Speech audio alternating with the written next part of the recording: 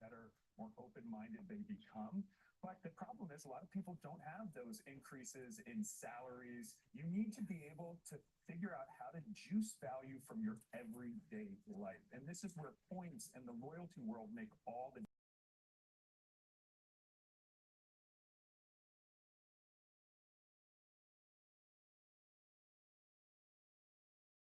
ecosystem that's out there. And the US is the most lucrative.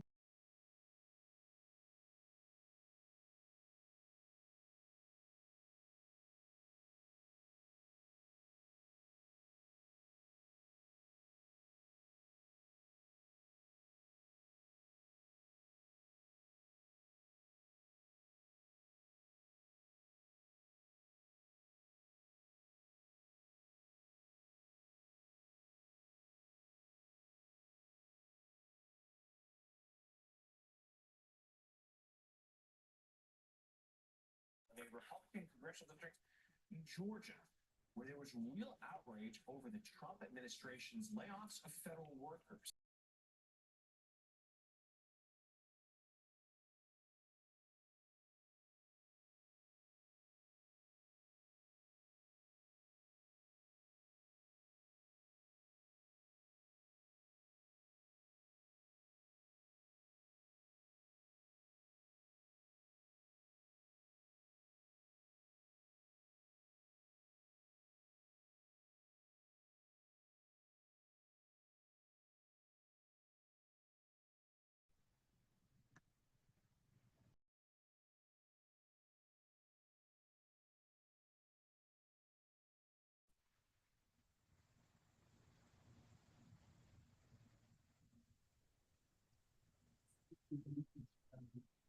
They're watching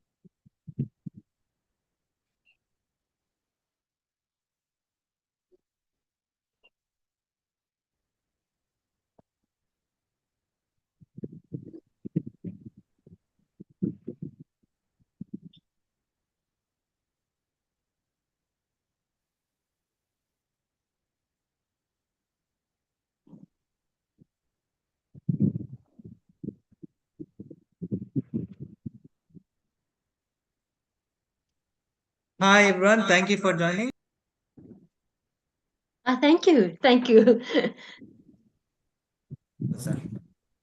We'll get started in a couple of minutes. There are still people joining, so we'll start in a minute or so.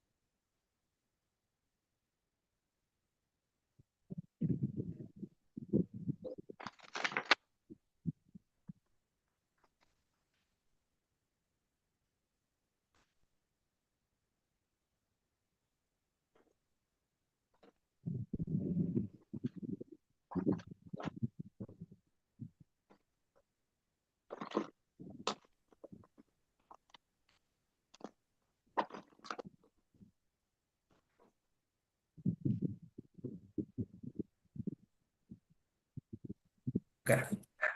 All right, we're ready to begin. Thanks again. Welcome, everyone. My name is Ram. I work at the IAU's Office of Astronomy for Development. So this session will be presentations from our projects that we funded that used astronomy to create a better society. So the OID itself was started more than 10 years ago, and we've been funding projects ever since then. I think we are close to 250 projects or so at the moment. I welcome Kevin Govinda, who is the director of the OED, to briefly introduce the OED if you haven't heard of us, and explain what it is that we do.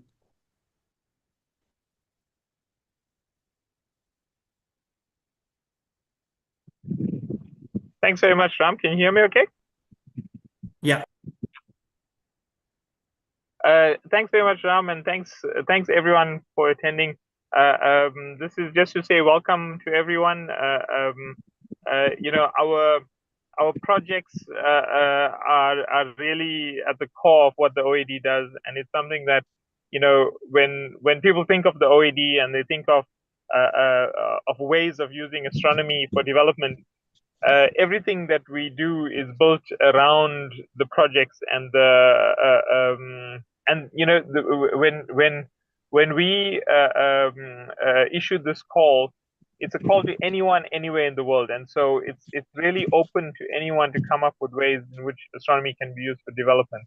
And it is because we do it with the spirit of humility that we don't know necessarily what would be, you know, the best for your community, for your society, and we trust all the project leaders to come up with ways in which we can help to make the world a better place. So with those few words, you know, thank you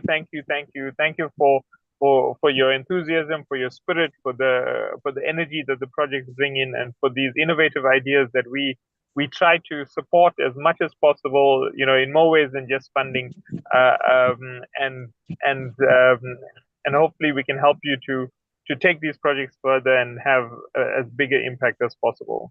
And thank you, a special thanks to Ram for coordinating all this, and the team at the OED that helps to facilitate. Thanks very much. Thanks, Kevin. So the program for the day is that we will ask each of the projects to briefly introduce themselves, after which I'll play the recorded presentation video that they have sent me. And I think at the end of the first hour, we'll take a few minutes for Q&A. And then we'll continue going through the rest of the project presentations. And at the end, we'll again have some time for Q&A. So if you'd like to see the projects that will be presenting today, I'll just paste the link in the chat. But this is the full program for the session. And let me get started with the very first presentation of the day. So when I invite you, please introduce yourself, your team, and maybe like a 30-second introduction to your project as I get your video ready. So the first person that I'll invite is Louis for the project Strengthening the NUA Practica and Building Future Astronomers in Timor-Leste. Louis, are you here?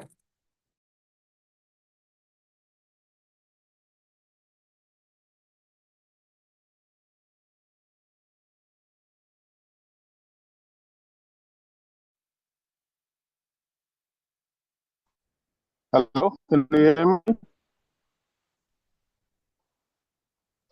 Hello? Yeah. Hi. Yes, I can hear you. Yeah. You can just briefly introduce yourself and your team. Okay, thank you very much.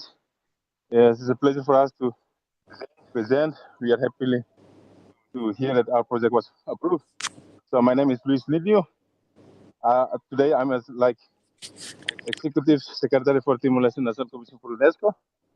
But previously I was a science coordinator within Timor-Leste Commission for UNESCO. We conduct many training of science and mathematics. And our team is called SESIM. That's all. Thank you.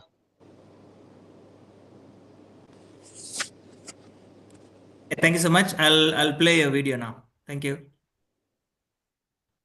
Thank you.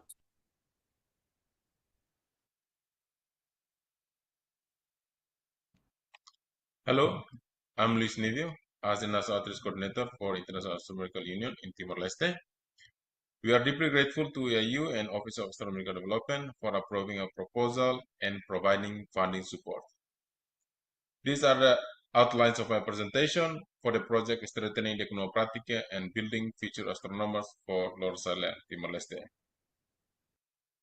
I will introduce a little bit about how and why we submit our proposal and what are the activities that we are doing. As you know, on 20 April 2023, there was hybrid solar eclipse, which also passed through Timor-Leste, particularly in the municipality of Lautem and Bikeke, where totality was visible.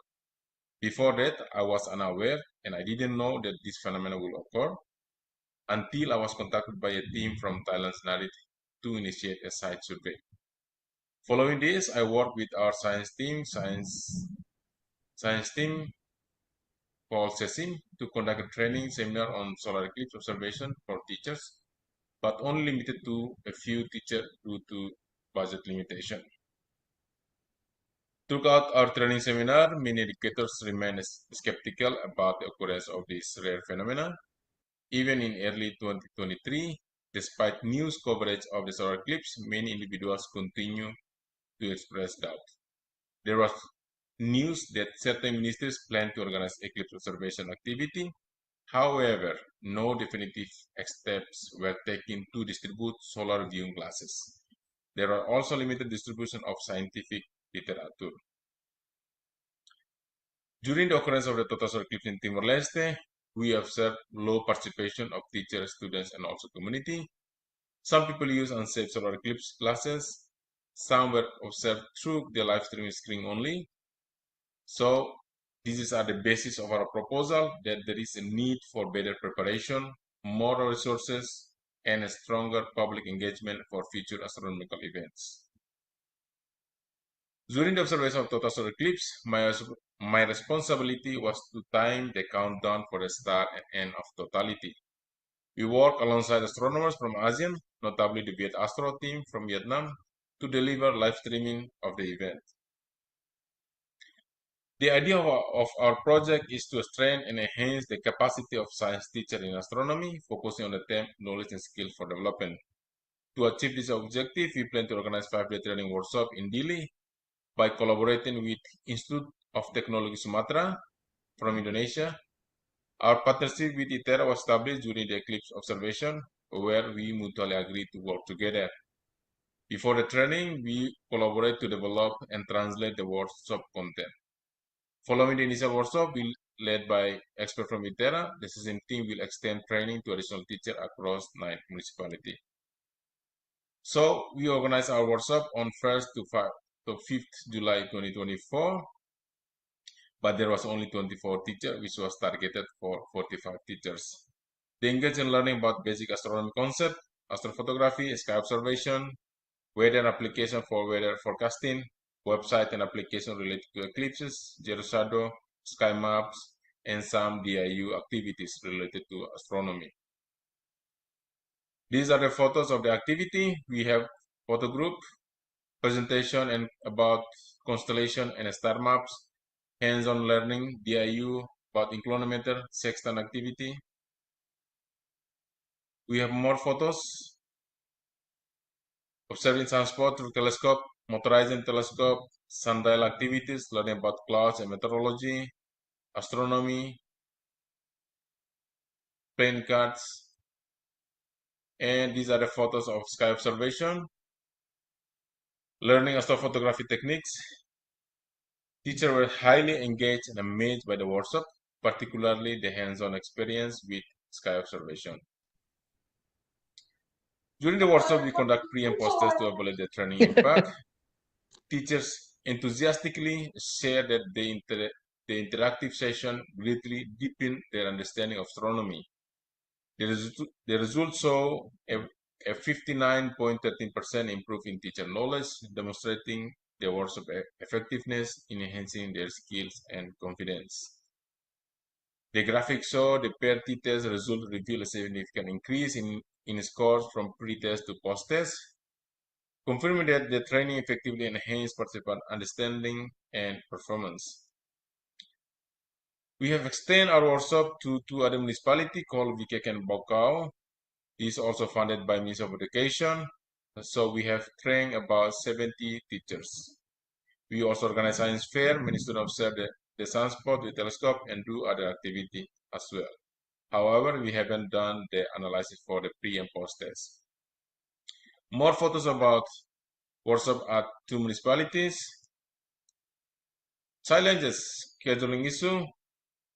We couldn't take out the teachers during the school effective days, so therefore we only have 24 teachers at the first workshop.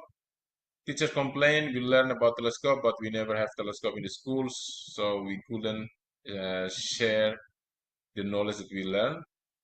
The other problem is funding delay and limited funding to extend to other municipalities.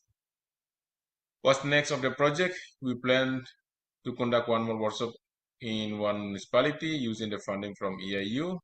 We also plan to develop the content into a booklet and distribute to the schools and teachers.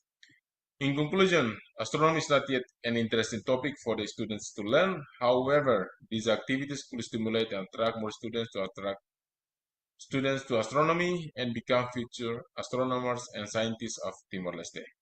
Thank you very much. You can visit us in our official Facebook and website. Thank you.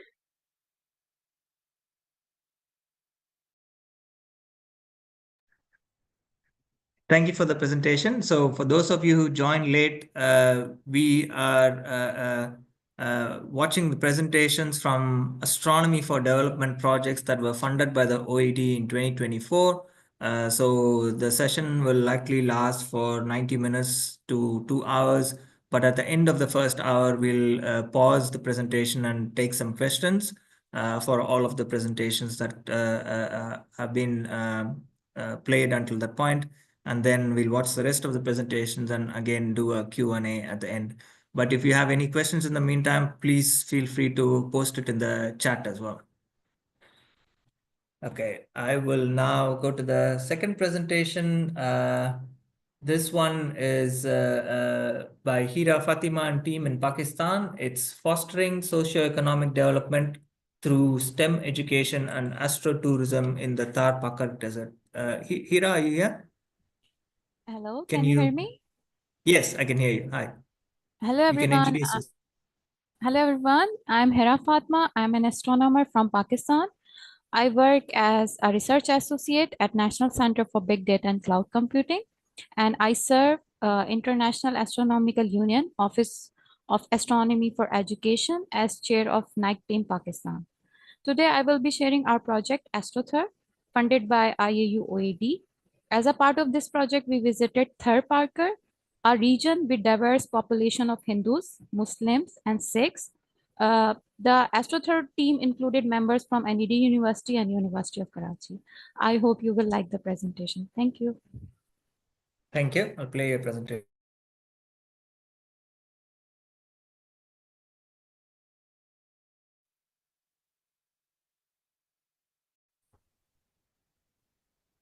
Hello, everyone. I'm Hera Fatma. Today, I will be telling you about our project AstroThur, fostering socioeconomic development through STEM education and astrotourism in Thar Parker, funded by IAU OED and executed by National Center in Big Data and Cloud Computing, Pakistan. Thar Parker district, located in southeastern Sindh, has an arid desert landscape. It faces difficulties such as poor quality of education, limited access to healthcare, periodic droughts, and low infant mortality rate. Despite the challenging living conditions, the resilient population relies on innovative farming methods and traditional underground wells to combat water scarcity. The region boasts a significant historical background with ancient civilization and a vibrant cultural heritage. We came up with the idea of using astronomy to uplift Thar Parker by training teachers and students to equip them with the knowledge and skills needed for a future driven by science, technology, and evolving career opportunities.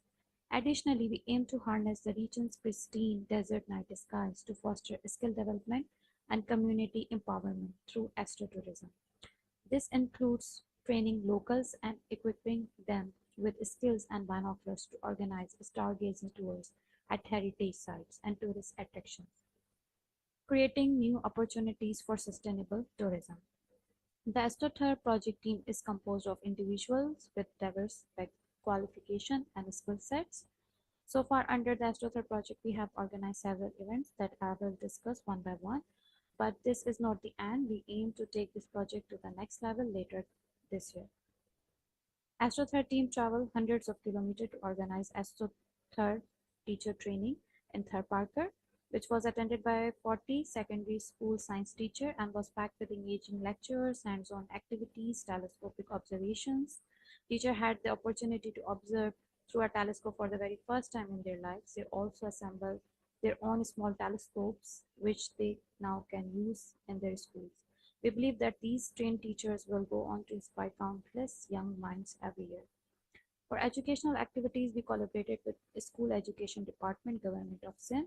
The senior officials from Education Department honored the certificate distribution ceremony with their presence. We are very thankful to them. AstroThur project was featured in both print and online news. AstroThur team traveled further into remote regions of Thar Parker to visit 10 primary schools. Traveling miles across the desert to impact the lives of young students was one of the most heartwarming aspects of this project. There we conducted engaging STEM activities and observation sessions. Their curiosity about outer space led to thought-provoking questions, while their poems and stories added a personal and touching dimension to our visit. Saying goodbye to these incredible children was never easy. It was an experience filled with the hope that they will one day reach for stars. AstroThur team hosted memorable public engagement and outreach events at Gaddi Pit, Thar Parker, which is located on the highest elevation of Mithi, offers a breathtaking panoramic view of entire town.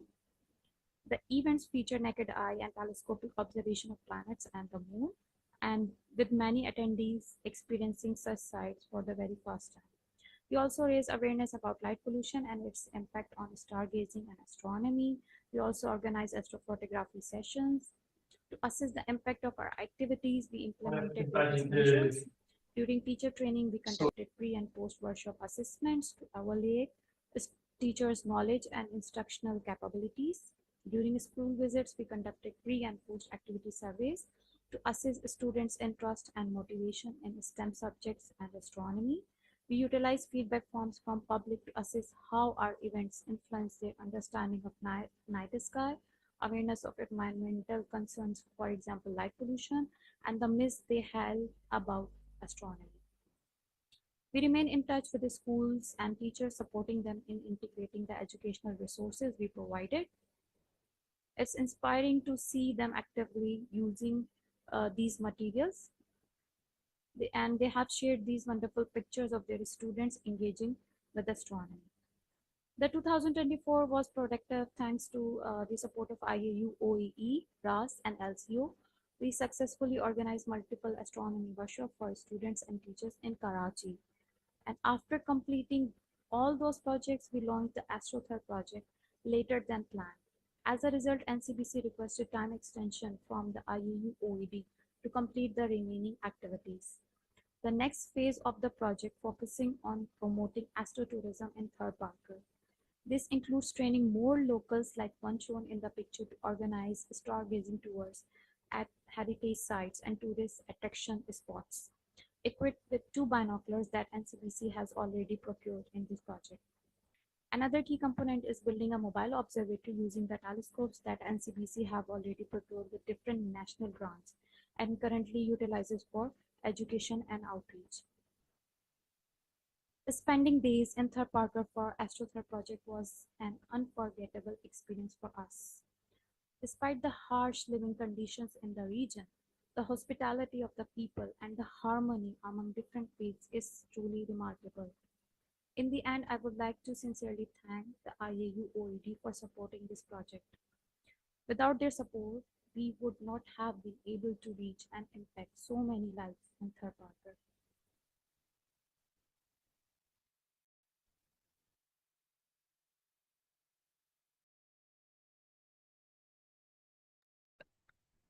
Thank you. Thank you, Hiraf, and your team. So we do have quite a few projects in astrotourism. If you're someone who's interested in astrotourism or just want to know more, feel free to get in touch either with our team or with the presenters on Zoom itself. So from Pakistan now, we move all the way to the other side of the world to Honduras for the Astronomy and Science Education in Remote Honduras project by Eduardo Tescari and team. Eduardo, are you here? Yeah, I'm here. Thanks, Ram. Hi, everyone. I'm Eduardo. I'm originally Italian, I'm an astronomer, but currently based, well, I work and live in Australia, Melbourne. The team is composed by me, Paola, Pamela, and Julie, and Oved. The last 3 are based in the community. We work with a community in a remote region of Honduras. And the project, as you will hear in a second, was about the developing and delivering an educational program over the entire year for this community, given that they have little access to education. Thank you so much.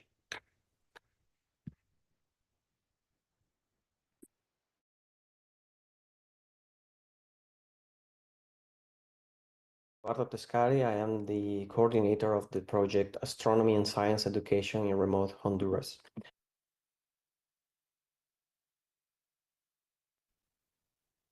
Hi everyone, my name is Eduardo Tescari. I am the coordinator of the project Astronomy and Science Education in Remote Honduras. Rincon is a community of 100 people located in the mountainous region of southwest Honduras, roughly 4.5 hours from the capital city, Tegucigalpa. Residents live in condition of poverty and with little access to education, and nearly all families work on coffee fields. This includes children who are expected to help their families from an early age. Oved Lopez is a teacher and lives in the community, and for years he has been implementing innovative educational practices. He is the one holding a laptop in the picture to the right. That's the picture of a project team. Together, we organized an educational program that consists of science workshops delivered both in person and online, open discussions and reflection of the community, an excursion to the Astronomical Observatory at the National Autonomous University of Honduras, or UNA, in Tegucigalpa. And we've been providing tech and infrastructure support, including laptops, contribution to Wi-Fi connectivity, electricity expenses, and more. This is a list of our activities delivered throughout 2024. We started with an in-person visit, and we had 4 of them. The first one was about chemistry of the soil and modern agricultural practices, because we thought it was a good way to connect with the community since they're farmers. And then we explore other topics, including Mayan and cultural astronomy. We had 6 online talks, sun and solar layers, the scientific method in galaxies, black holes, and so on. We finished with programming principles. For each activity, we try to organize practical activities to support it. For example, here, this is the talk on sun solar layers, and we got the kids and adults to recreate a model of the interior of the sun using Play-Doh. These were monthly activities, and in between, we organized 2 study circles for the community to discuss and reflect on what they learned in previous weeks and to give us feedback. And we finished the program with the excursion to the UNA. Results, besides providing access to new and educational content and concepts to the community, we were very pleased to see consistent participation of the community throughout the year. And this was due to a serious factor, the fact that we had someone in the community working with them and engaging them, but also the fact that we had some adults participating in the program. We had 8 adults and 22 children. And this created a sort of a mutual collaboration towards the educational growth of both the community, but also of the project team, because we were learning at the same time how to best engage with the participants. For me, the most important result was the opportunity to inspire children and adults to keep exploring their interests and to progress in their educational trajectory. Providing experiences otherwise not accessible. For example, when we went to Tegucigalpa to visit the Astronomical Observatory, it was the first time in the capital for some of the participants. It was good to gather some support from local entities along the way. And this was a trial of an engagement model that can be replicated. Challenges. The main challenge is that without a local presence in the community, the project would have never been as successful. You can see Oved here again on the right in the picture, picking up a projector for the community a few days ago to continue delivering educational activities and organizing educational activities for the community. So the challenge is, how do we scale it up? How do we find someone in different communities doing the work that Oved does with this community, with Rincon? How do we secure ongoing funding to support this? So in summary, how do we replicate it? Next steps. The community is keen to continue learning. We had good feedback, and so we are now thinking about organizing a series on programming and data science. Thank you very much.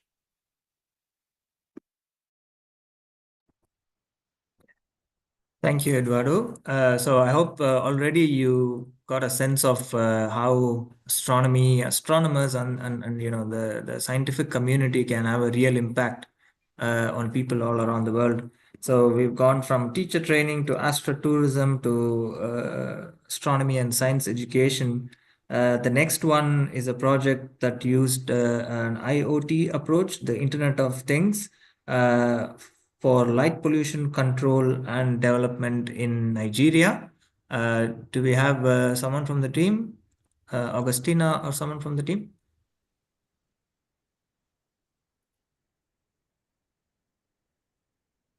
If not, I will just play the video. Can you hear me, Ram? Yes. Hi. Yes. Yeah. Yeah, Hi, go Ram. Yes, I'm Timothy. Our presentation is on Internet of Things for light pollution control and space science development, Astro IoT. In the team, we have specialists in astronomy, we have engineers, we have programmers and IT experts. And in this particular project, we will try to solve the problem of light pollution. Thank you very much. Yeah, let's play the video.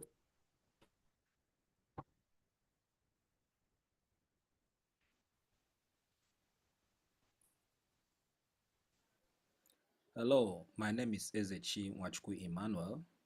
I'm here to present this work on behalf of my team, the work titled Internet of Things for Light Pollution Control and Space Science Development, Astro IoT.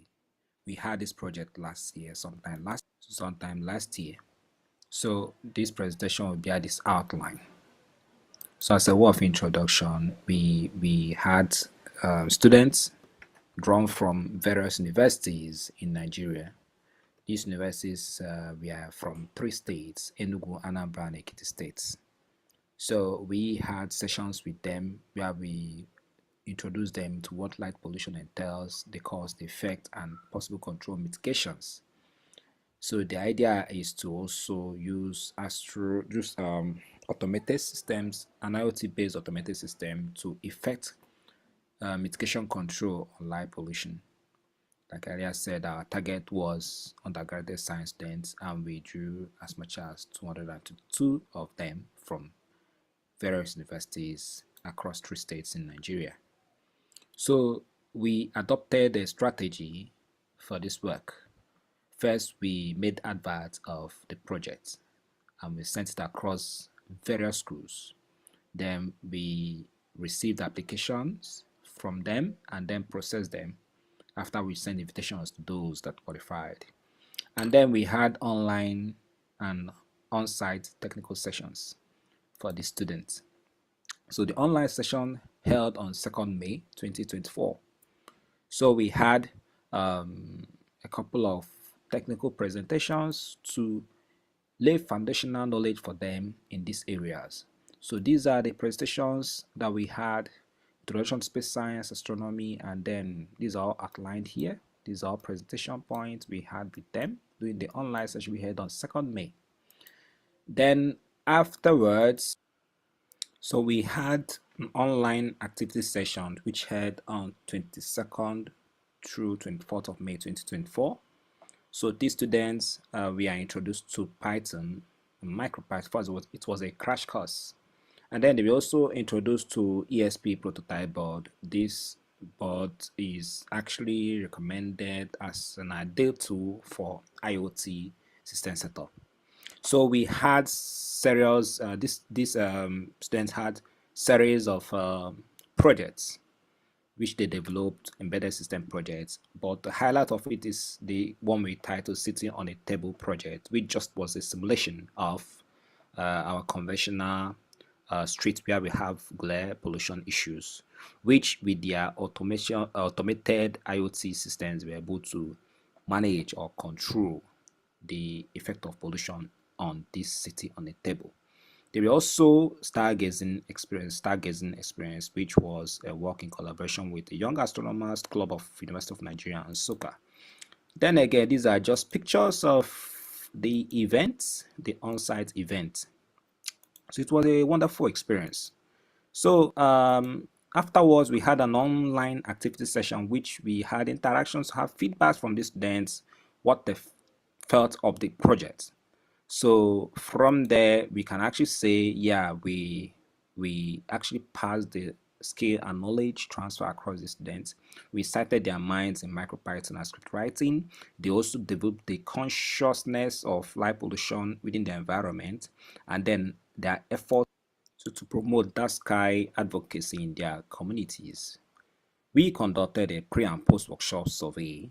So our assessment of the results we obtained showed that we had actually increased interest among the students in areas of MicroPython scripting and IoT system development.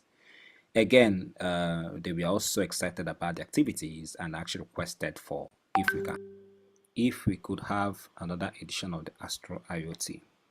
We expressed few challenges, but highlight of it is the inflation effect on cost of training materials in 2024. As a way forward, we are hoping perhaps to have another edition of Astro IoT. Then we are open for collaborations from institutions or bodies, individuals might be interested in our work. And on the day we intend to make this our work published in the reputable journals. Thank you for your attention. Thank you to OAD and the other stakeholders.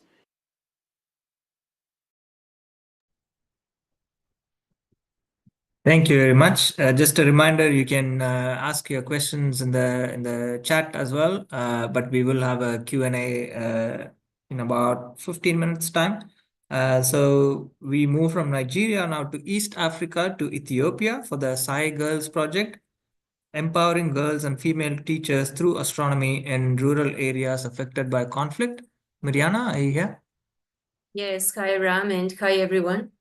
So yes, good afternoon, everyone. So my name is Mirjana Povic. I work as a professional astrophysicist between Spain, Ethiopia, Uganda.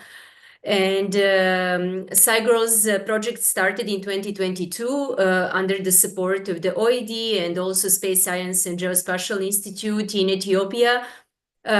We focus on supporting secondary school girls and female teachers that work and live in remote and rural areas of Ethiopia, where the facilities are extremely limited.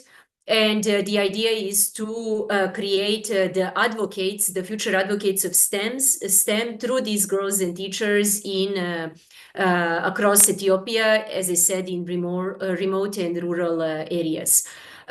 So I hope that the video that we sent is on behalf of the whole team. That was really amazing this year.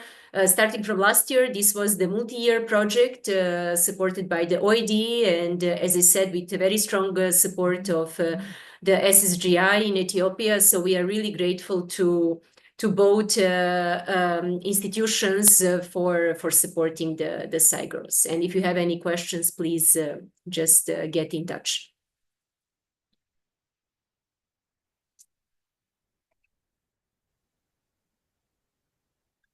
Good morning, dear colleagues. Good evening, good afternoon. My name is Mirjana Povic. I'm an astrophysicist working between the institutions in Ethiopia, Spain, and Uganda. I will present on behalf of the whole team Sai Girls project that was carried out in Ethiopia over the last 2 years. It's related with the low fraction of women in science that we are currently having in the world, below 30% when we take the average statistics. That becomes less than 25% when we come to the African continent, and in the individual countries the statistics are also varying. So in Ethiopia, for example, we have only 13% of all scientists that are women. In relation to that, and to try to understand the scenario and to also promote more STEM fields with my colleagues from Society of Ethiopian Women in Science and Technology, in 2019 we started working with secondary school girls, visiting different schools, interacting with the girls, promoting women in science, and learning that actually the girls are quite interested in doing STEM, but they don't have sufficient support, they don't have sufficient information, and then everything becomes more difficult when you go to remote rural areas, when in the country such as Ethiopia of 120 million people, more than 80% of people are still living in remote and rural areas. So that's where the Sai Girls motivation comes from. To focus on girls and female teachers that are working, living, studying in remote rural areas of Ethiopia, to promote STEM. So it's a project that is supported by the OED, also Space Science and Geospatial Institute in Ethiopia. And the idea is to search for some of the most talented and the best female students that live in remote rural areas, their female teachers as well, and to go with them through the very strong capacity building training and to bring the future advocates of STEM so that when they go back to their communities, they can promote STEM fields in their schools and, as I said, among their community. So we collaborated with different institutions, including the Ministry of Innovation innovation and technology. In 2022, we organized the very first training. You can see in this map the areas from where the participants came from that are in these figures, in these pictures, and we obtained a very, very positive feedback with different activities that have been carried out by participants later on. So in 2023, we submitted a proposal for a multi-year project so that we can increase the number of advocates and train more girls and teachers, in particular supporting girls and teachers that are now living in conflict-affected areas. So last year in November, we organized the second capacity building training from 16 schools across Ethiopia, as you can see here in the map.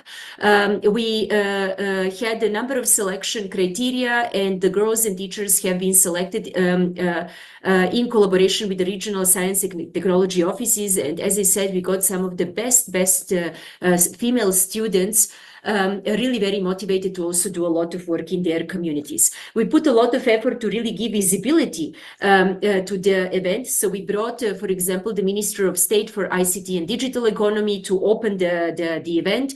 We also had a number of local media that came to interview participants.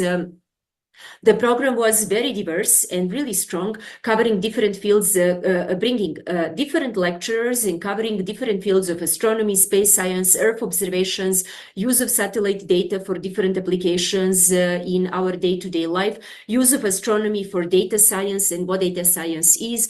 There were practical sessions. So here you can see pictures with different lecturers. There were practical sessions with stargazing, using NASA experiments, the Network for Astronomy School education, as you can see here, doing a small introduction to astrophotography. We also had two babies. Here you can see one of them that came with two teachers. One day was focused on small research projects where the girls teachers were able to understand a bit what means dealing with data, doing analysis.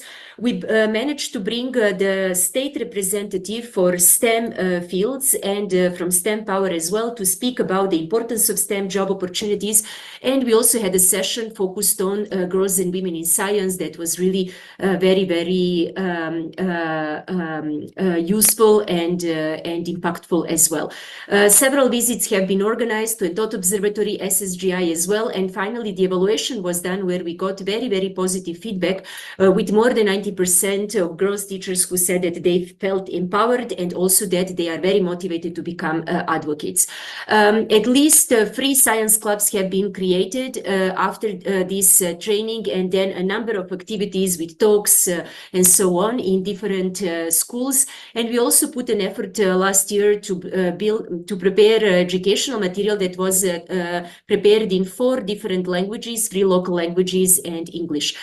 This year, we are, beside the capacity building training, we are planning to put much more effort on following up on the activities, also giving the awards for some of the most active participants.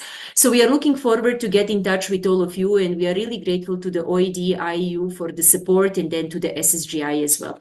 Thank you very much.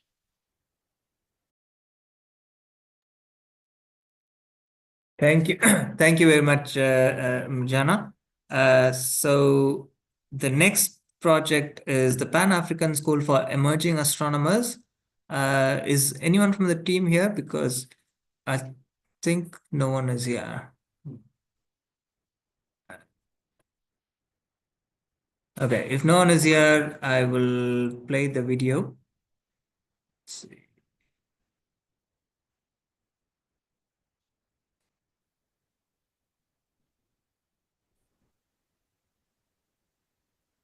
My name is Ofodun Chubujekunwa. Good morning, a good day, everyone. The title of our project in 2024 was the Pan-African School for Emerging Astronomers. As a way of introduction, PASIA is an experimental short course in astronomy and space science, which is designed to address the human capital needs of Africa, thereby fostering socio-economic development in line with the UN Sustainable Development Goals. This program took place in Monastir, Tunisia, between August 28 and September 7, 2024. The existing program The study of science, technology, engineering, and mathematics has been on a steady decline in Africa.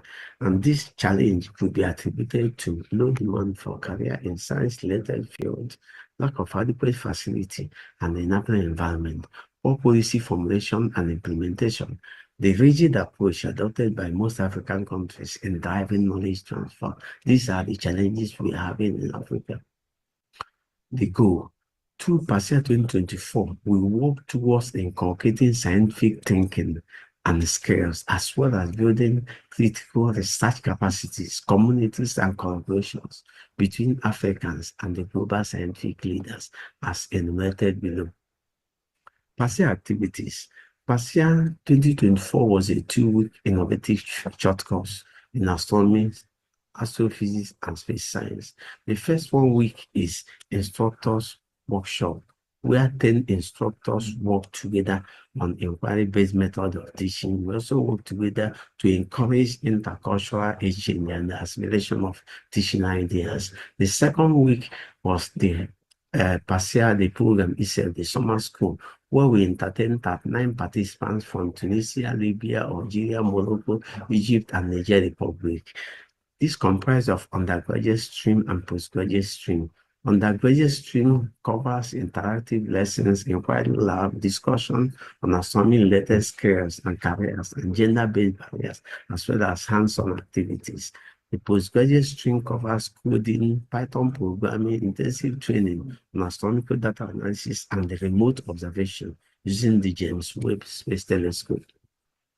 Other PASEA activities is what we call post-PASEA program, the mentorship program. And through this mentorship program, we encourage the participants to pursue further studies, postgraduate programs in different universities across the world.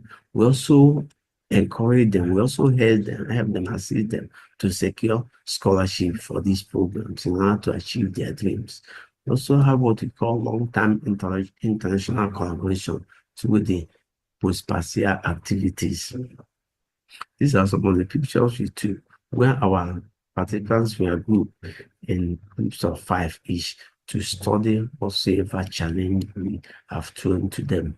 The results, through an outcome, through PASEA 2024, we inspired scientific curiosity and enhanced the practice of scientific thinking on these participants. We expose and endear the participants to pursue and develop their interests in STEM-related field. The pre and post-PASEA school survey showed that PASEA 2024 was influential to the choice of career study of over 80% of our participants. In terms of capacity building, we also transferred knowledge and skill to these participants for research using the James Webb Space Telescope. We also transferred new teaching skills and the educational idea to these participants. The challenges.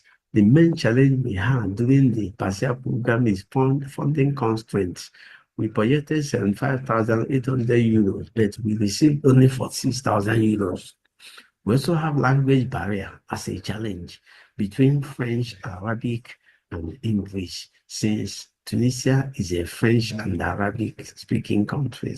We also have delays in visa issuance for participants.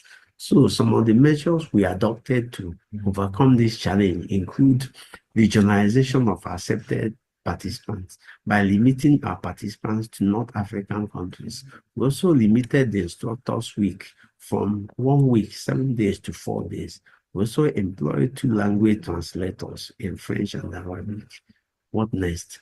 We have started working towards the successful execution and hosting of PASEA 2026, probably in Kenya, East Africa. Thank you very much.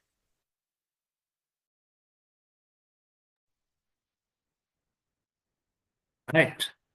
I think we are we are on time. So next we move on to tactile experience astronomy development tool for the blind and visually impaired. Also in Nigeria by Ojima and team.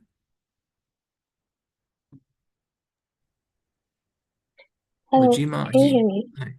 Yes. Okay, thank you very much, Ron. Before I present my project and introduce myself, I would like to thank the IAUAD for supporting the project. My name is Ujima Ochini, and this project is called AstroTac. So we worked with the blind and visually impaired students, undergrad students and postgrad students in the University of Nigeria, Nsukka.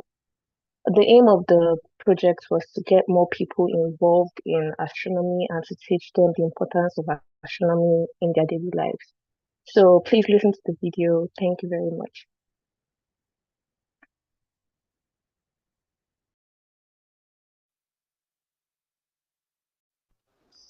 Hello everyone, my name is Ujima Ocheni. It's a pleasure to present this project on behalf of my team, titled Tactile Experience, an astronomy development tool for the blind and visually impaired, also known as AstroTac. This project took place at the University of Nigeria, Nsukka. Nsukka is a town in Enugu State, located in southeastern Nigeria. Now let's get straight to the context of this project. It aligns with the United Nations Sustainable Development Goals, which emphasize the need for inclusive education. Studies have shown significant inequality in educational opportunities for young people with visual impairments in developing countries across Africa. However, we believe people with disabilities, including visual impairments, have the potential to contribute meaningfully to science, technology, and research if given the right opportunities. The participants in this project lacked access to tactile materials related to astronomy and space science, which meant they had no opportunity to learn about this subject.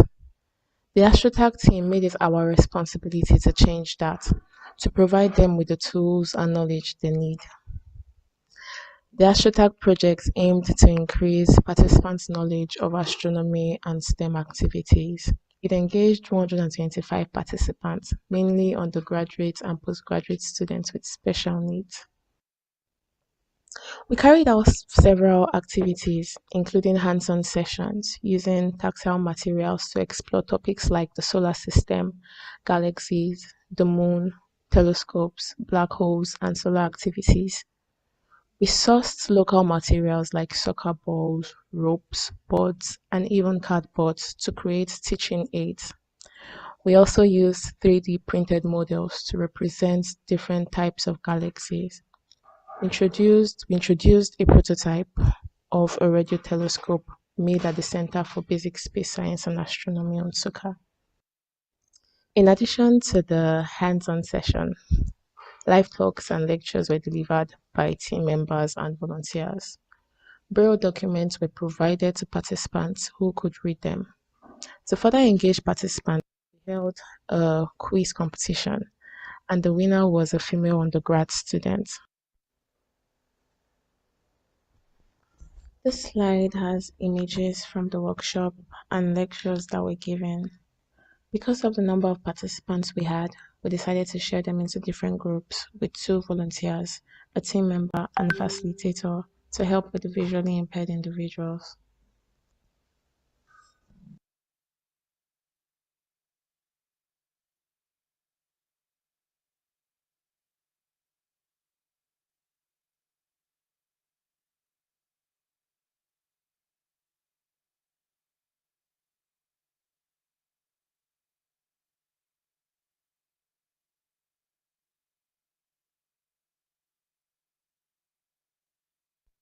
To measure the impact of the workshop, we conducted pre and post assessments, along with interviews.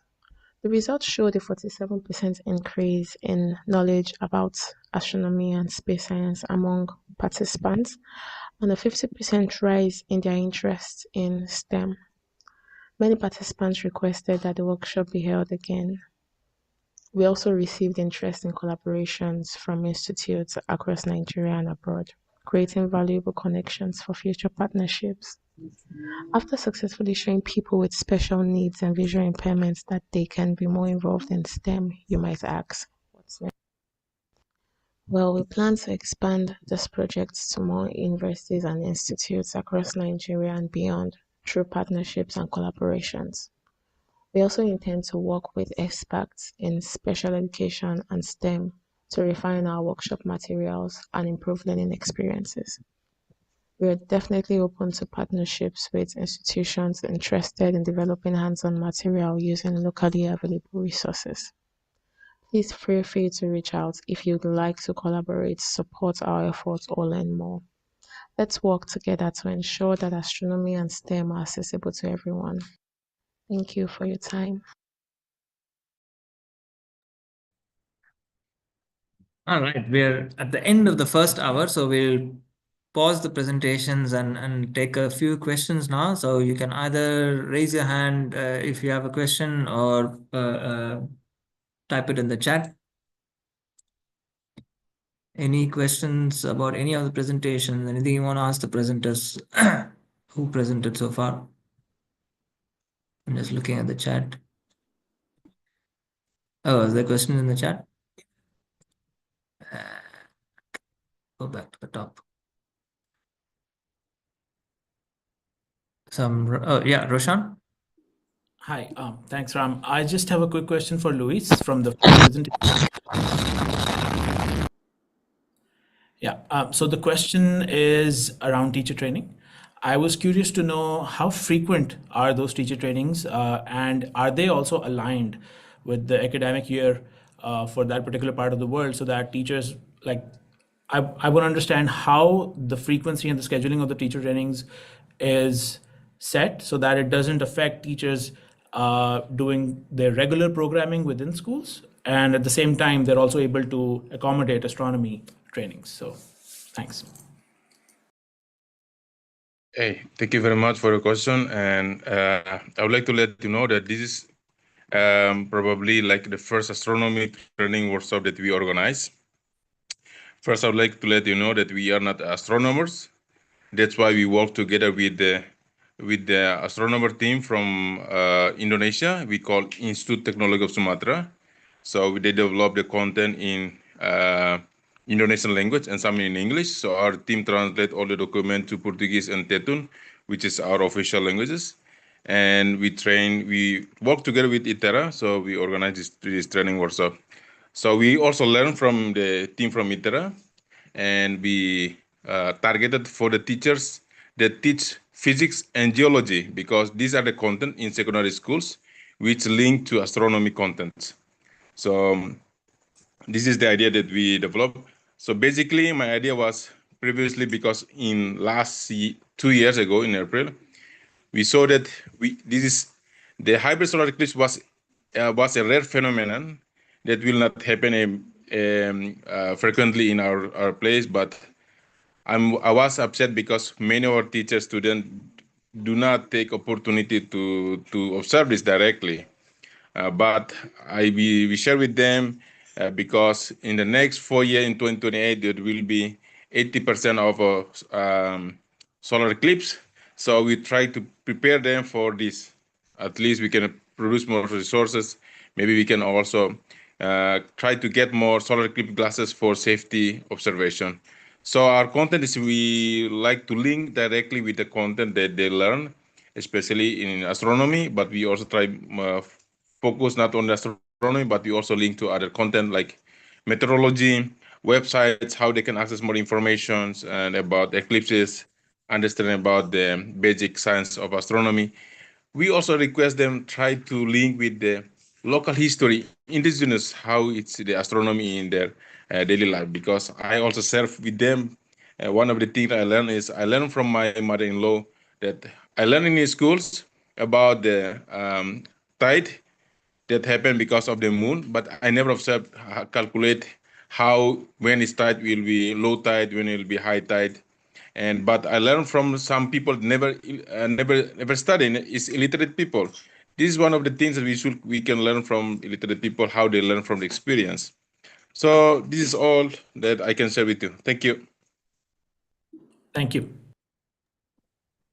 Thank you for that. There's a couple of other questions in the chat, so I'm just going up the chat. Natalia asked Eduardo about the virtual sessions for the science education project in Honduras. Were there connection problems? Yeah, I'm happy to answer. Thank you, Ram. Yes, before the project started, we installed, Oved, our local contact in the community, installed Wi-Fi antennas, literally in mango trees in the community. And we also provided the community with Wi-Fi connectivity. So that's one part of the answer. We tried to boost the infrastructure beforehand. But also, despite the fact that I am based in Australia, the vast majority of our speakers were based in Central America, in the region, in surrounding countries. So, the difference and the connectivity was helped by that.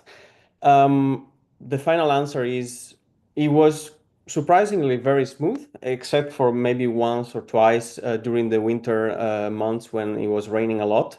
But every time we have a Zoom meeting, even among us, there are always issues, right? The first few minutes you will spend it, setting up things, and that will always happen. But those events that we organized were, part of say the event itself, the talk maybe was 1 hour, an hour and a half, or a little bit more.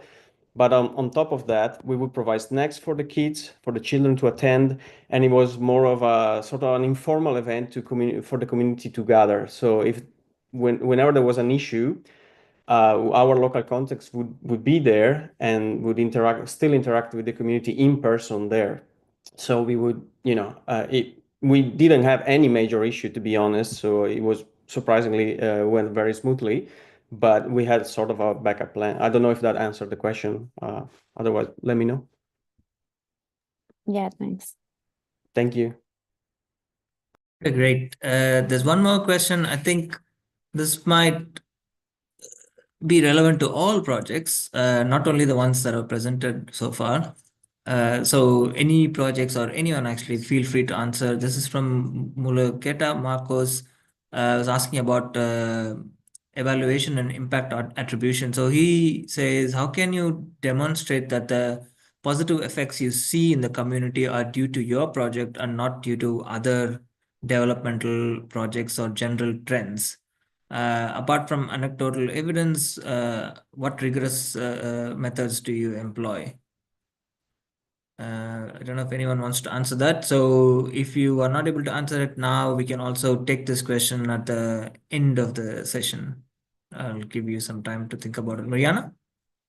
Yes, I can just comment a bit on Mulugeta's. It's a very important question. I mean, it's not an easy question to reply, because we know that always the evaluation of the impact is something that is not a simple thing. First, because it takes time, you have to do it several times and so on. Well, I think that from our side, from our experience, doing the evaluation straight after the training. So basically, before this time we did before the training started. We asked a bit all the participants about their background, how much they knew about astronomy, how much they knew about space science in general, and the importance of astronomy, space science for like social economical development. If they think that STEM fields are important, what are the job opportunities and so on. So we got a bit the idea how the scenario is before the training started. And then doing the evaluation straight after the training, that all participants had to fill the form, really helped a lot to see how impactful the training was. So that's something that I would really recommend, that before the activity you have the evaluation, and straight after activity you have the evaluation. Then we did receive the reports about the concrete activities that have been carried out. And that has been straight as a result of the project and the training that we were conducting. So I think in order to really get a more broad picture about more sustainable effect of the activities, it's really important to repeat the evaluation and to reach the participants with a certain period of time, you know. So after they go through the training and they go through the activities. So in our case, that's something that we still have to do. But for example, we can already see with some of the participants the effect, you know, as I said, like creation of science clubs, their involvement in many other activities later on. So just the feedback. So keeping in touch with the participants that went through the project activities, it's really extremely important. Thank you very much, Mariana. So there's a comment from Louis to Ojima. Ojima, maybe you can just reply in the chat. But let's move on with the presentations. So the next one is the Imager project, Elimisha. Well, I'm not going to say that. Tabitha, maybe you can say that. So I invite Tabitha or Anne from the Imager team to introduce themselves, please. Okay, good afternoon or good morning, everyone. So I am Sabitha Alango, the project manager for Elimisha Msichana, Elimisha Jamii na Astronomia. So that is a Swahili word that is translated to mean educate a girl, educate the whole community with astronomy. So this is a project that is being implemented in the rural areas of Kenya and Uganda. And we are using astronomy as a tool to challenge some of the barriers that these girls are facing and also to promote STEM education in these areas.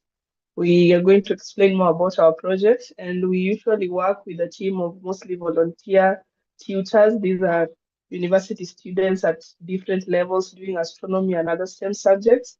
And we also have volunteer mentors, which are basically teachers and people from the community who help us also conduct our outreach activities. Thank you.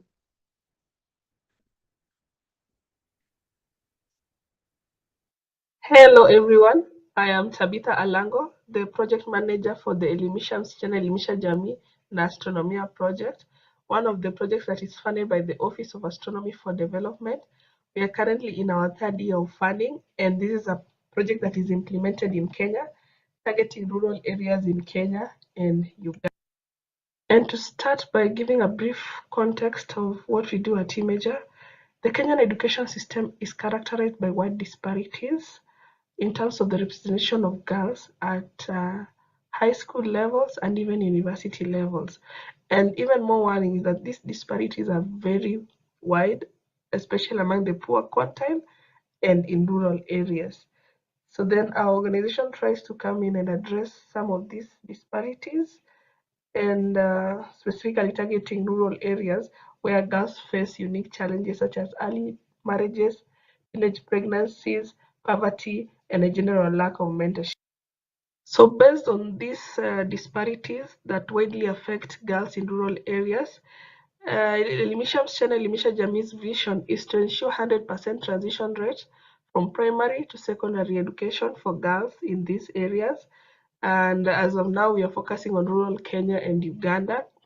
And beyond just ensuring 100% transition rate, we're also looking to combat various challenges that are faced by these girls, including poverty, early marriages, teenage pregnancies, and lack of mentorship. And we do this through 6 integrated programs. The first one is mentorship and outreach. The second one is tracking and monitoring. The third one is tuition fee scholarship. And we also have AstroSTEM workshops. And beyond that, we also try to create resources for these schools and also promote computer literacy among the target population. And for the year 2024, we managed to implement all our 6 programs at different times. So we started with the tracking and long-term monitoring, where we tracked the 1175 mentees that have been recruited through the years through phone calls. And then we also conducted a 2-day intensive workshop across 5 schools.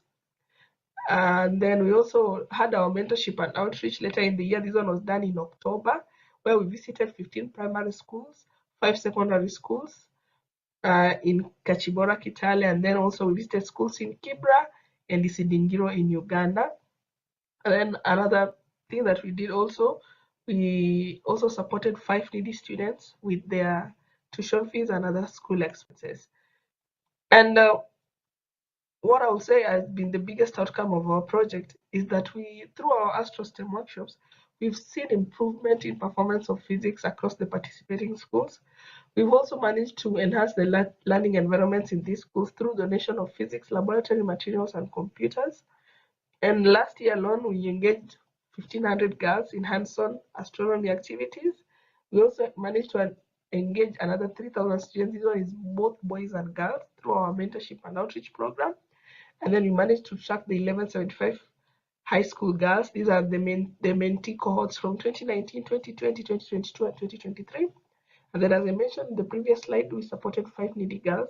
These are girls that had dropped out of high school, so we took them back to school and we are paying their fees and also providing with other personal items. And beyond that, just the outcomes, last year Image also managed to attract external recognition through 2 awards by the African Network for Women in Astronomy. And this one was 250 euros, and then another 7,000 under the first seed grant for Cascade Outreach. And then our project was also presented at different conferences. This is the AFAS 2024 conference in Morocco, the 8th African School of Physics in Morocco too, and the General Assembly that was held in Cape Town.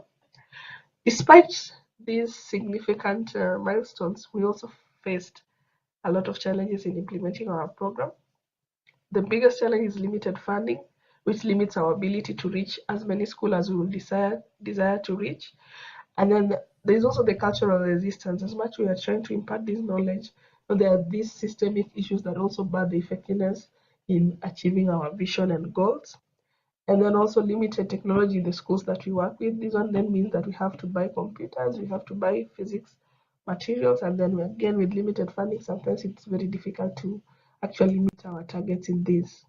So moving on, we will be carrying on with our integrated programs, except that we are looking to reach more schools, and through this we're hoping to secure additional funding that can help us support more outreach activities and even take more girls.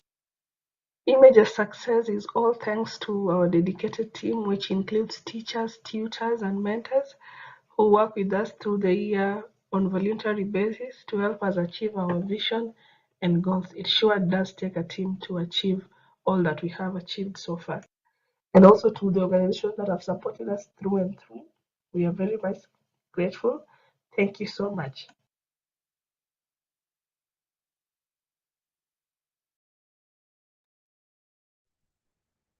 Thank you very much. So the next one is astronomy videos for kids in Pakistan. Roshan. Thank you. Thank you very much. Hello, everybody. I am Roshan from Lahore, Pakistan. Very happy to be here. I represent Kainat Studios. It's an enterprise based in the US that creates videos for the global south generally, but specifically for the South Asian region as well.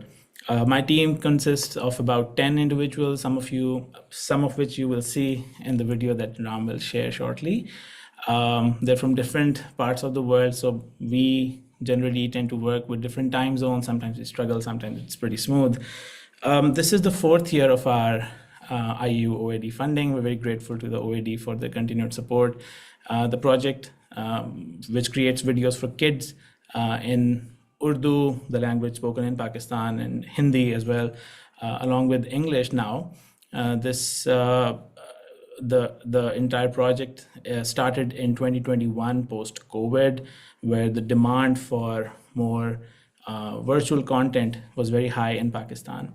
I'm very happy to report that since the inception of this project, we have now signed multiple MOUs, including MOUs with the government of Pakistan and multiple education development organizations within the country, which tells us that, these are numbers that these organizations give us, that our videos are reaching out to more than 400,000 kids between grades 5 to 8 across the country. We've also recently signed another MOU with China, where we are hopeful that our videos will be played in their subway system and their train system. And those numbers are pretty incredible, but we'll share those numbers once that happens. And so, yeah, if you have any other questions, I'll be very happy to answer them. after the chat, after the video, or at the end of the session. So thank you.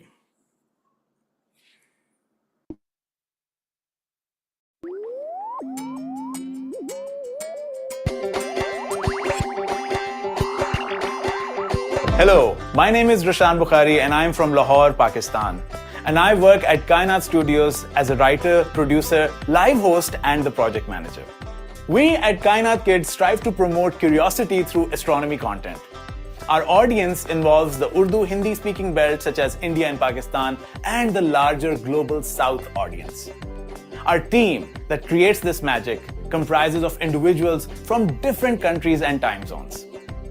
Let's take a closer look at what each of these team members does, and let's see what they have to say about their role for Kainat Kids.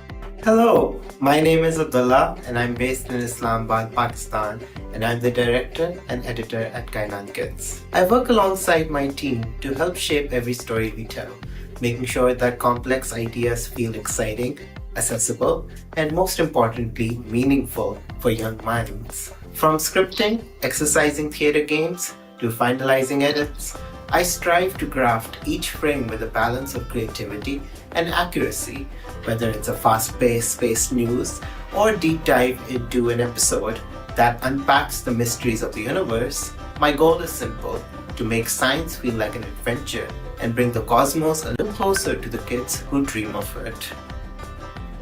Hi, my name is Mohsina Asif and I'm originally from Pakistan and currently working from the UK.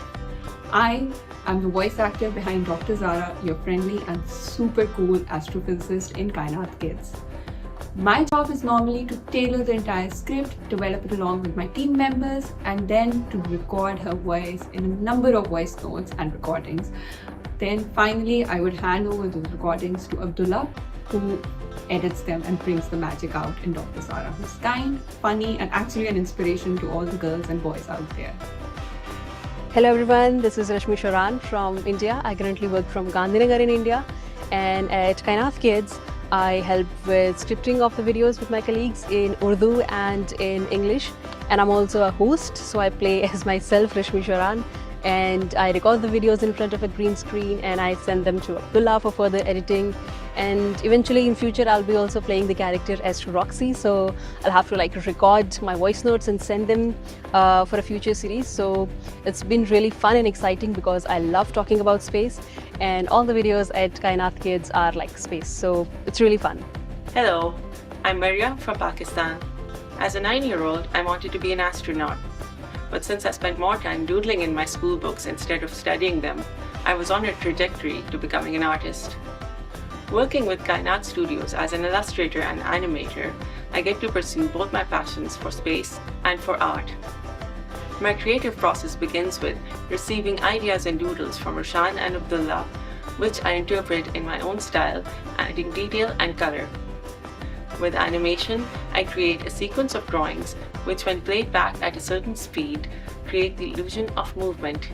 And that is how the magic happens. We at Kainat Kids are excited for our next season, which will be coming out soon, and it will be in both English and Urdu. We hope to continue to produce content that's high quality and continues to inspire kids throughout the world to pursue their curiosity through astronomy. Happy watching.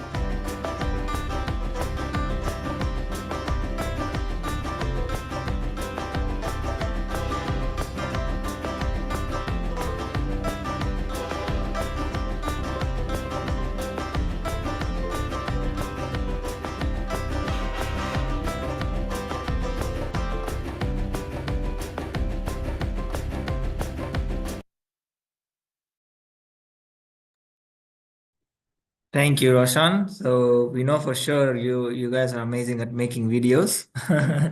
Thanks for that.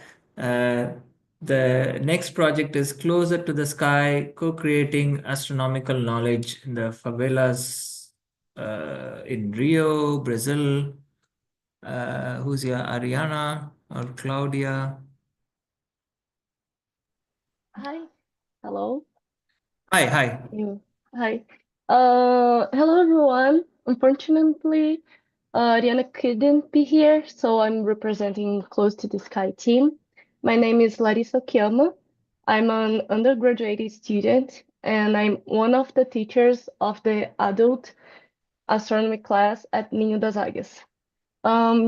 Close to the Sky is a collaboration between astronomers, artists, educators from Pavão Pavãozinho Cantagalo complex in Rio de Janeiro, Brazil. The project's goal is to provide scientific knowledge and cultural experience like extracurricular course and night skies observations. And Ariana will share more details about the project in the video. I hope you'll enjoy it. Thank you very much. Okay, let me play the.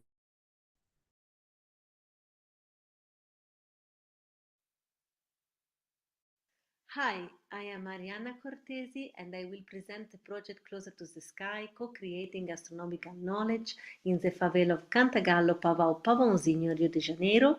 This is a close collaboration between the project Ninho das Águias, the Observatory of Valongo and the Institute of Physics of UFRJ, where I work.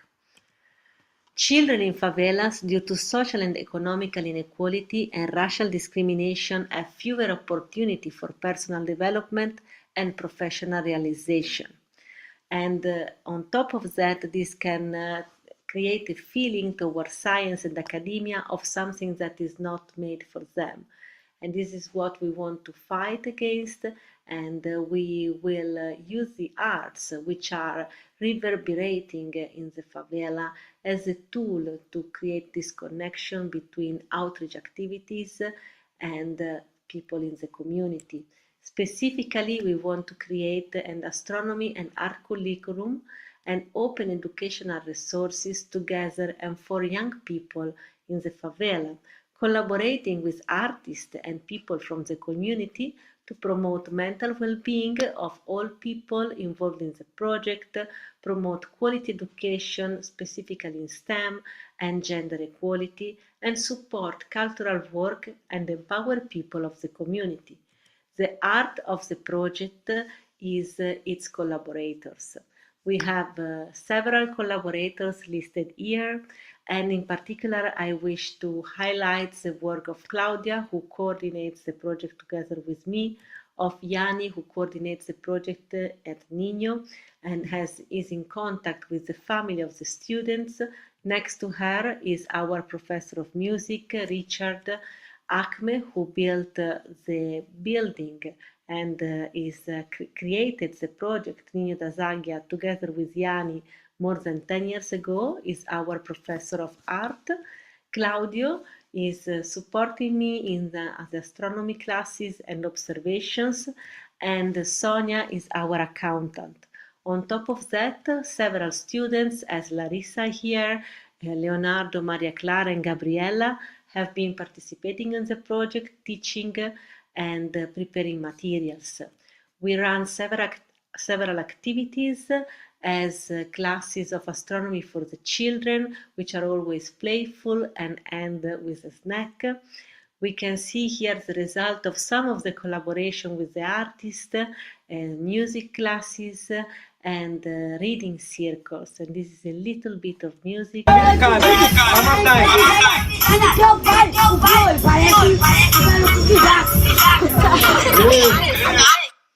We visit the planetarium of Rio de Janeiro, and Flavia introduced them in this occasion to indigenous constellation.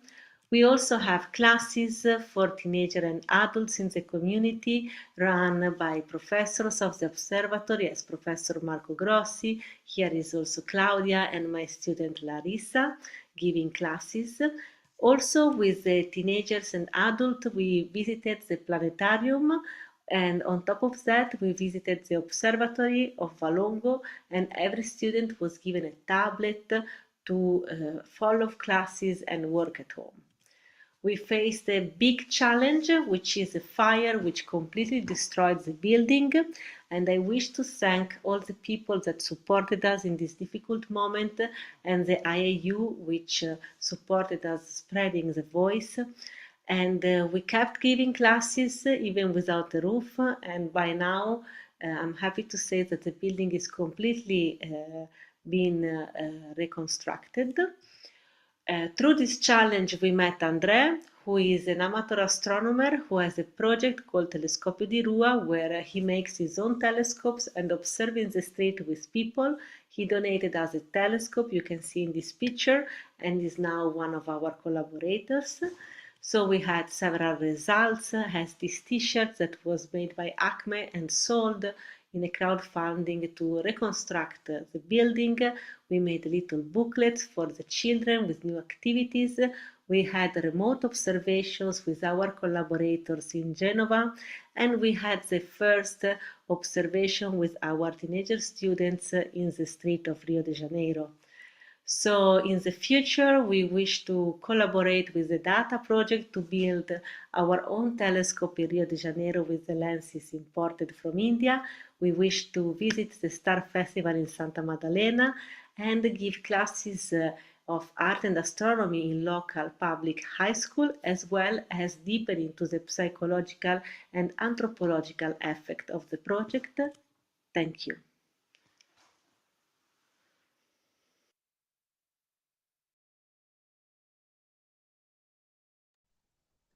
All right, so we have two more presentations. The next one is the Barco project, bringing astronomy to rural areas of Colombia, which is run by the RECA team. Yeah, Natalia. Hi everyone, I'm Natalia Oliveros, and today in the meeting it's also Laura Ramirez and Juan Pablo Chima. We are part of the network of Colombian students in astronomy. So we are so happy to be here.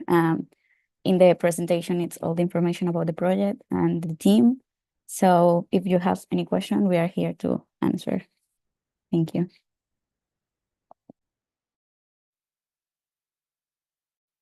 Hello everyone, I am Natalia, and together with my colleague Laura, we are going to talk about our project Bringing Astronomy to Rural Communities in Colombia, which we are developing thanks to the funding of the OID. This is our work team. We are 12 Colombian astronomers at different stages in our careers and living in different parts of the world, and also we are part of the RECA, that is the network of Colombian students in astronomy. To give you some context about the astronomy in Colombia, the astronomy is quite popular as a hobby, but it's not included in the standard schools in the curriculum. In fact, there is only one undergrad program in the entire country, which is why it's not a popular profession there. In 2021, RECA, the organization that we are part, started virtual talks with Colombian astronomers in different parts of the country. However, we realized that this effort mainly reaches major schools in capital cities. So we saw that we needed to include and focus on other factors to research rural communities, which often have limited access to resources and are still affected by the remnants of past conflicts. So that instead led us to create this project. Our main goal is to use astronomy as a powerful tool to inspire and educate students in science while providing them with roles models who are also Colombian astronomers have passed for similar situation that some of these students, and most of our activities connect cultural aspects with astronomy, linking different communities across the country. And how we do that? Well, using an astronomy kit. We designed this kit primarily around pedagogical activities. These activities cover topics such as the interstellar medium, solar system, galaxies, and more. And we also include elements related with Colombia in all of these activities. In addition to these activities, the kit contains 2 games that we developed. These games highlight notable figures in Colombian astronomy and share stories of Colombian women in astronomy, thus celebrating our country contribution to this field. We also include a glossary and a step-by-step booklet with the instruction on how to conduct each activity. Also, a US drive is provided with recorded videos demonstrating how to build and carry out the activities along with support material. Also, we are offering support to the teachers via WhatsApp, since most of the basic phone plans in Colombia include unlimited data via WhatsApp, and this makes much easier to stay in touch with the teachers and with the schools. Through the project, we encountered several challenges. At the beginning, establishing communication and confirmation about the participation was sometimes difficult, especially in remote areas. Also, many regions have difficult access routes, making the delivery more complex and time-consuming. Some schools have very difficult or outdated facilities, which affect their ability to carry out certain activities. Heavy rains in certain zones cause also some delays in the plan of the activities. Also, we encounter several political challenges in some communities, and this impact the project as well. And also during the second academic semester is often filled with cultural events in the schools, leaving limited time for the extracurricular activities. Despite these challenges, we reached 104 schools, many of which serve to migrant population or indigenous communities, and this was beyond our initial goal, and we are incredibly proud to have engaged so many different groups. We are also very pleased to report that 80% of the schools complete at least 2 activities in 2024. Moreover, most of the schools plan to continue with this activity during this academic year, and many are expanding the participation to include additional groups of students. And also all of our resources are available online, making these activities easy to replicate. Right now, we are organizing the evaluation of the first version of the project to be able to measure the impact and improve with the future initiatives. Here in these pictures, you can see some examples of the students doing the activities that we include in our kit, and we are so happy about that. So thank you very much for your attention, and if you have any question, please feel free to ask.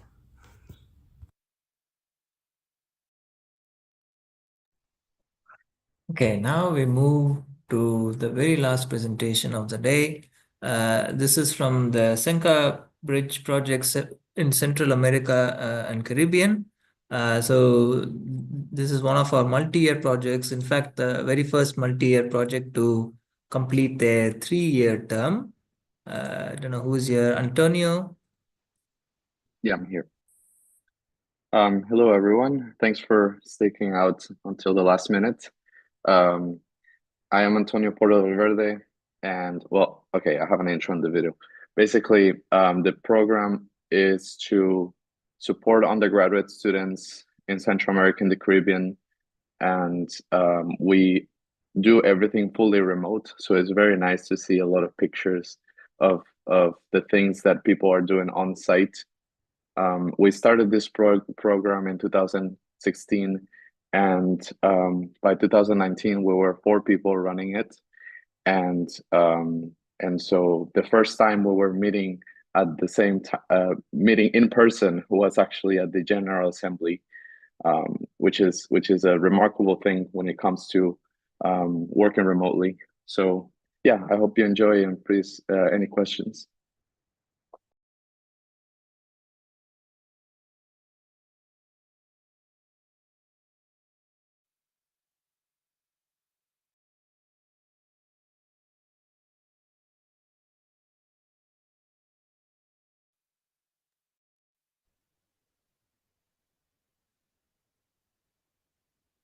Hello, everyone. Thank you for being here. This is Antonio Porro Valverde. I'm currently a Hyson-Simons postdoctoral fellow here at Yale University working on galaxy and black hole evolution. This is here in the United States in New Haven, Connecticut. Today, I'm going to talk to you about some work we have done thanks to the award by the Office for Astronomy Development back in 2021, if I'm correct. So I'm part of this organization. This is the co-leadership team. It's from the Central American Caribbean Bridge in Astrophysics, or CENCA Bridge for short. And we have Dr. Gloria Fonseca Alvarez, who is from Nicaragua and works as a postdoctoral scholar at NORLab. We have Valeria Urrutia Hurtado, who has been part of the co-leadership and is a PhD candidate at the University of Washington. And we have Jaira Mendoza Monca, who is recently a master's student graduate from the University of Rio de Janeiro and is originally from Honduras. So Senka Bridge was created to create and develop astronomy research opportunities in Central America and Caribbean. We are a nonprofit organization established in 2022 in the state of Tennessee in the United States.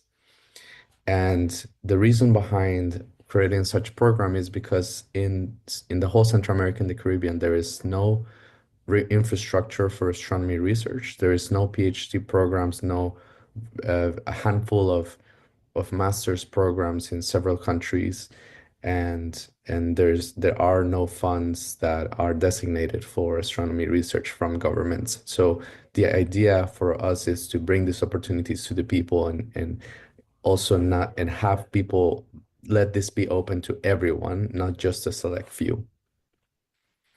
So far throughout our tenure as a IAU OED awardees, we have completed many of the students that have gone through the remote internship. We have many students have gone through graduate schools. This counts are actually the total since we started in 2019, but with the IAU we have increased the number, and so we have now 7 students who have gone through graduate schools in astronomy outside of their countries, in Chile, in Brazil, in the United States, even in Europe. We have through the Erasmus program. We have students that have developed their own leadership programs in their countries. We are basically a community that support undergraduate students interested in astronomy, and we hold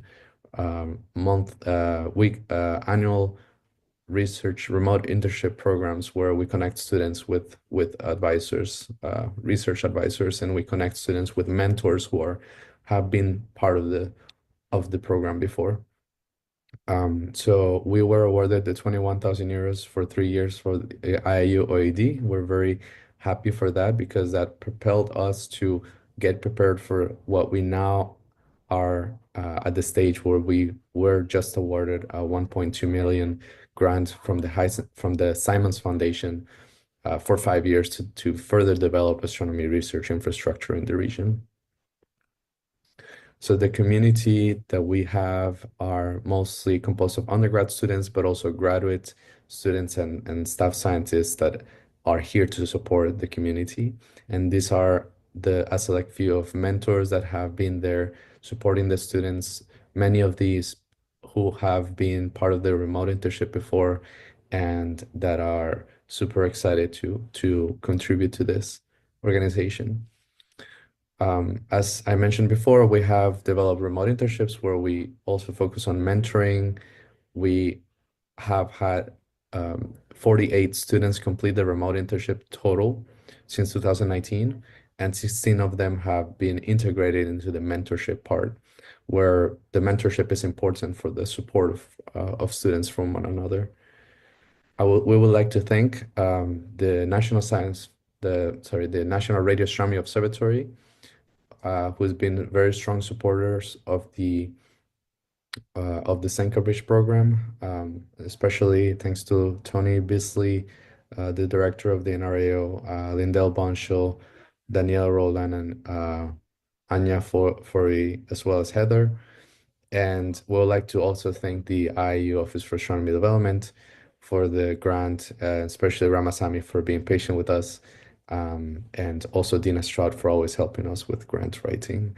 This is a picture of the co-leadership team that we first met in person. We've always been working remotely, and we had never gathered in one same place. And this is a picture from the General Assembly where we were awarded the IAU Development Prize. So thank you for your time.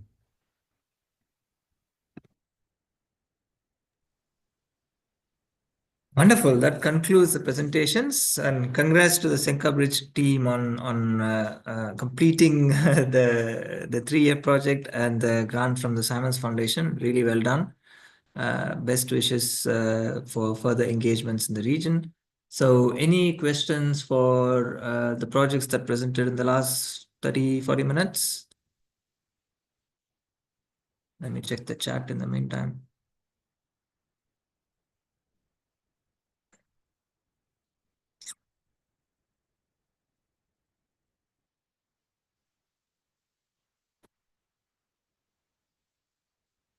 So, there was a question from Milite Brew. I don't know who the question is directed at. How do I have to implement? Oh, sorry, that is for us for the OED. How do I implement capacity building collaborations with the IU and other organizations? So you can email us at info@astrofordev.org. We'll leave the email address in the chat, and then we can have that conversation. Did I miss any other questions in the chat? Okay. Anything from the projects that you want to add? So I'll be in touch over email about closing out your projects. What else we need from you? Anything else you want to say before we close today? Can I just please add something? I just shared our channel's link in the chat earlier. We do have a channel for English as well, because I just realized the one that I shared was totally for Urdu videos. So you might want to maybe go in the About section of that channel, and you can find links to our English channel as well. So just wanted to throw that out there. Thank you. If there are no other comments or questions, then thank you so much for taking the time on a Friday to join us. If this was your first time experiencing or knowing about astronomy for development, glad to have you join us. Joy, maybe you can just copy paste our website link in there for people. And keep in touch. We have mailing lists and things on the website, so you can subscribe to know about our announcements and opportunities. Thank you very much. Thanks especially to the project teams. I'll be in touch soon. Bye-bye.